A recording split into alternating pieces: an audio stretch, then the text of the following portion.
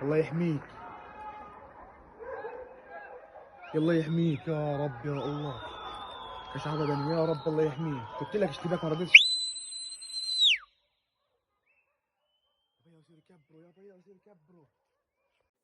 नमस्कार, मैं रुमान हाशमी और आप देख रहे हैं लाइव तक। गजा के साथ साथ पिछले कई दिनों से इसराइल का वेस्ट बैंक पर भी हमला जारी है। अबू शफीदैन कस्बे जो रामल्ला के उत्तर में स्थित है, वहां फलस्तीनी सशस्त्र गुट और इजरायली सेना के बीच संघर्ष चल रहा है।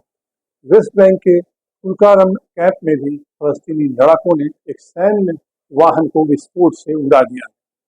फलस्तीनी लड़ाकों का कहना है कि उनकी लड़ाई जारी है और उन्होंने अपने हथियार सभी मोर्चों पर ताने हुए हैं। इजरायली सेना ने मस्सियात, जो कि सीरिया के हम्मा के पास स्थित है, उस पर भी हवाई हमला किया है। आईडीएफ के हमले के नतीजे में 14 लोगों की मौत हो चुकी है। इसके अलावा 43 लोग घायल हुए हैं, जिनमें 6 की हालत नाजुक बताई जाती है। वहीं हिजबुल्लाह ने इजराइल पर ड्रोन से हमला किया है। ये हमला नहरिया बस्ती पर किया गया है। इजराइल ने गजा पर हमला इजराइल पर हमास के हमले के जवाब में शुरू किया था।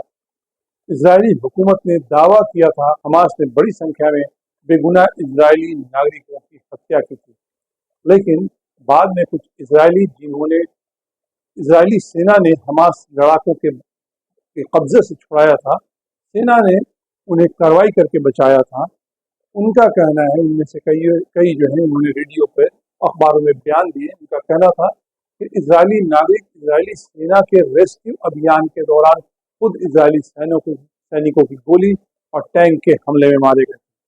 अब इसी बात का खुलासा ऑस्ट्रेलियाई अखबार ABC न्यूज ने अपनी प्रकाशित एक रिपोर्ट में की है।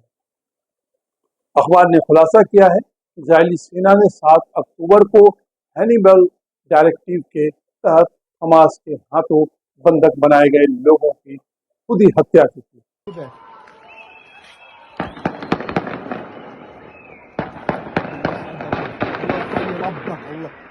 الله يحميك. الله يحميك يا رب يا الله. كشعب بدني يا رب الله يحميك. قلت لك اشتباك ما رضيتش.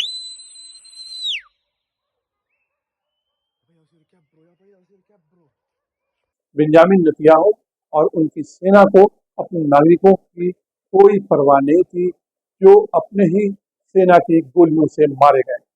गजा पर इजरायली हमले को 339 दिन हो चुका है। तकरीबन एक साल गजा में इजरायली सेना के भयानक हवाई हमले और ज़मीनी हमलों के बीच घिरे फलस्तीनी नागरिक भूख बीमारी के शिकार बन रहे हैं। गजा का भूख संकट ऐतिहासिक गंभीर स्थिति में पहुंच चुका है। साथ ही पोलियो की बीमारी भी वहां सर उठा रही है। गजा की स्थिति के बारे में खाद्य और कृषि संगठन FAO के मुख्य अर्थशास्त्री मैक्सिमो टोरेरो ने कहा है कि गजा में खाद्य संकट वैश्विक खाद्य संकट रिपोर्ट के इतिहास में सबसे गंभीर बना हुआ है।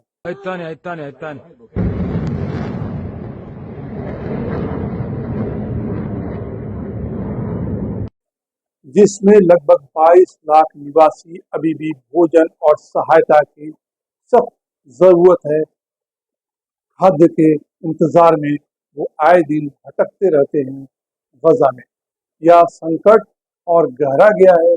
मार्च से ही अप्रैल 2024 के बीच गजा की आधी आबादी अकाल जैसी स्थिति का सामना कर रही है, जबकि दिसंबर 2023 से फरवरी 2024 के बीच यह आंकड़ा 1/4 था।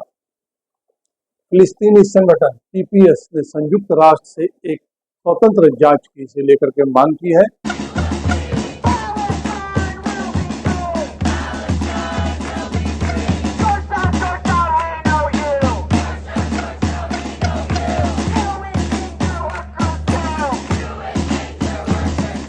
साथ ही इजराइल पर जेलों में बंद और इजरायली सेना के हाथों नजरबंद फलस्तीनी नागरिकों पर निर्मम अत्याचार की खबरें लगातार सामने आ रही हैं। ऐसे वीडियोज भी सामने आए हैं जिनमें फलस्तीनी बंदियों पर किए गए क्रूर यातना को दिखाया गया है, जिसमें मैगिडो जेल में फलस्तीनी कैदियों पर पुलिस के कुत्तों का हमला करते हुए दिखाया गया है, जबकि उनके हाथ पीछे बंधे हुए हैं और वे जमीन पर, उनका चेहरा जो है वो जमीन पर नीचे है, वो चेहरा नीचे किए हुए है। दावा है कि यह वीडियो इजरायली जेलों और हिरासत शिविरों में फलस्तीनी बंदियों पर की जा रही जुल्म और बर्बरियत की सिर्फ एक छोटी सी झलक है। इस संगठन ने फलस्तीनी कैदियों की इच्छा शक्ति को तोड़ने, उनके परिवारों पर डर पैदा करने और फलस्तीनी लोगों का कलेक्टिव विल पावर कमजोर करने के लिए इजरायली कब्जे की इस योजना की आलोचना की है, जिसमें लीग के नाम पर अपमानजनक और जुल्म और बर्बरियत का प्रसार किया जा रहा है। इल्जाम है कि मंत्री इतामार बेन गवीर पर इन वीडियोस को जानबूझकर लीक कर रहा है, ताकि फलस्तीनियों को जलील और डराया सके, साथ ही ज़ियोनिस्ट यहूदियों को पुश किया सके और उनकी वाहवाही लूटी जा सके, और इस तरह उन इजरायली जनता का भी समर्थन हासिल किया जा सके जो युद्ध का विरोध कर रहे हैं और जंगबंदी की मांग कर रहे हैं। दरअसल बेंजामिन नेतन्याहू शुरू से एक आज़ाद फलस्तीनी राज्य के विरोधी रहे हैं। गजा में अमेरिका के खुले समर्थन के बल पर वो गजा में फलस्तीनी नागरिकों का जनसंहार में लगे। वहीं वेस्ट बैंक में लगातार अवैध यहूदी बस्ती के निर्माण में भी वो लगे हैं। अवैध यहूदी बस्ती वेस्ट बैंक में बनना लगातार जारी है, ताकि वहाँ फलस्तीनी नागरिक अल्पमत में आ जाएं और उन्हें प्रताड़ित करके, उन्हें कैद करके, उन्हें दूसरे दर्जे का नागरिक बनाकर उनमें इतना डर भर दिया जाए कि उनकी शारीरिक और मानसिक तौर पर फलस्तीनियों को इतना थका दिया जाए कि फलस्तीनी राज्य की सोच, कल्पना और धारणा उन्हें नामुमकिन लगने लगी।